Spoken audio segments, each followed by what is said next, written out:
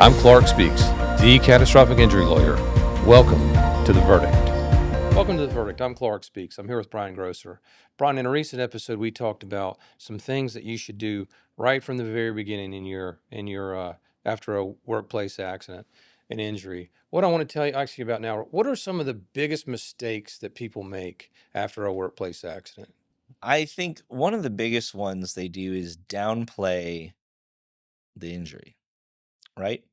And I think what you have are people that get hurt and maybe they're in a physically demanding job, right? And they tweak their back and they say, it's not a big deal. I'm not going to report it. I'm going to work through it.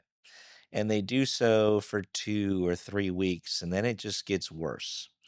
And it gets to the point that they feel like, gosh, I got to report this now.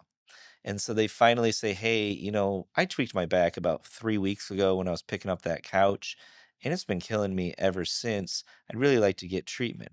To you, it's a totally innocuous, like innocent thing, right? That you did the right thing, you tried to work through it, and it just didn't get any better. You were trying to do the employer right. On the flip side of that, the carrier looks at it and says, well, wait a second. He said that he injured his back 3 weeks ago. What has he been doing this whole time? Like, we don't know. Does he play in a rec league softball team? Does he do yard work? Was he, moving furniture in his own house? We don't know what was happening. The greater the distance is between the time of your injury and the time of your reporting, the greater the likelihood that the carrier is going to deny your case. Now, by statute, you have a reasonable amount of time in order to report it to allow for this type of incident to happen. 30 days, right, is typically the reasonable period to report your injury.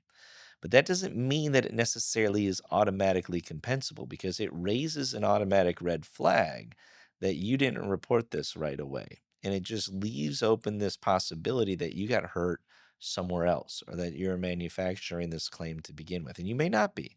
Maybe the situation that I just mentioned that you tweaked your back, you didn't think it was a big deal, and you kind of tried to work through it.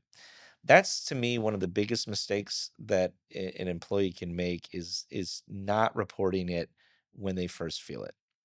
There's no harm in it. Like just say, "Hey, I feel like I tweaked my back. I'm going to keep working through this." And the employer may say, "No, no, no, no, no. You need to go let's get this looked at right now." Right? Or they may say, okay, well, just keep us posted, but at least you reported it. It's most likely going to be the first instance of, hey, let's go check it out. And even if you go to the urgent care and it's not a big deal that first day, like they say, okay, you're fine, you can go back. At least you've reported it. And then if you come back 3 weeks later and you're saying, dude, my back is just not getting any better. I felt like it is getting worse. I've got ridiculous complaints down my leg now. You've got that first medical record from when you first did it. It's much more likely, much more credible in that regard that this is related to this incident as opposed to you just randomly reporting it 3 weeks later without ever telling anybody about it first.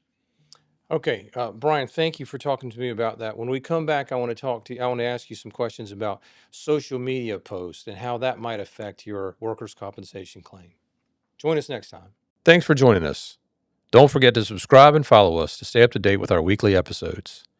We'll see you next time.